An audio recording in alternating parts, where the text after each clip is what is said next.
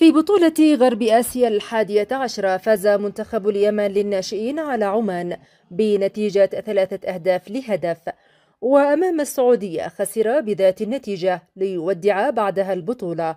هذا الخروج كان مؤلما بشكل خاص للجماهير اليمنية الذين كانوا يعلقون آمالا كبيرة على فريقهم للذهاب بعيدا بأحلامهم التي لطالما تحققت مع هذه الفئة السنية، لكن يبدو أن الرياح كانت شديدة هذه المرة فكانت أقوى من سفينة طموحاتهم.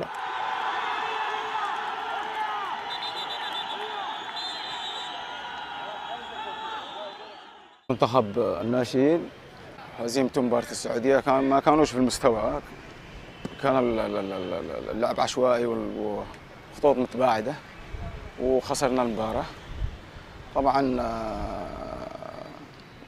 السبب يرجع إلى ابتعاد لاعبين من منتخبنا مما سبب ربكة في المنتخب، وحصل اللي حصل وتم استبعادنا من البطولة، وهذا مش مقياس.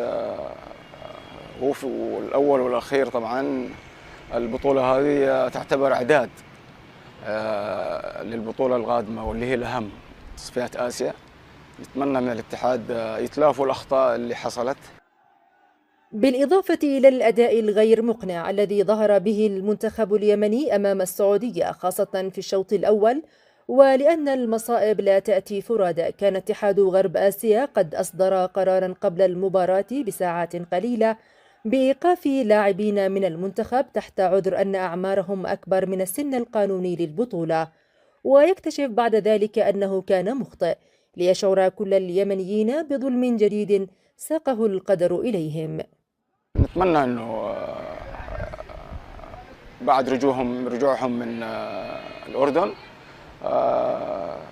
يتم عمل معسكر مكثف، لأن الفترة مثل ما تفضلنا قرابة شهر يعني. نتمنى التركيز على معسكر طيب، وبيظهروا إن شاء الله عيالنا الصغار في البطولة الآسيوية بشكل مغاير عن البطولة غرب آسيا.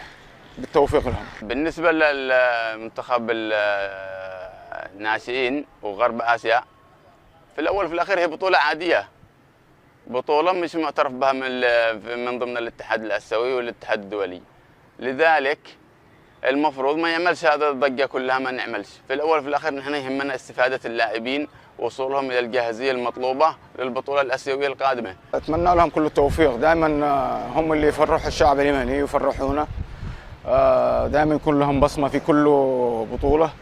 نتمنى البطولة هذه يعملوا شيء فيها ويمحوا السلبيات اللي حصلت في الأردن. أتمنى لهم التوفيق إن شاء الله.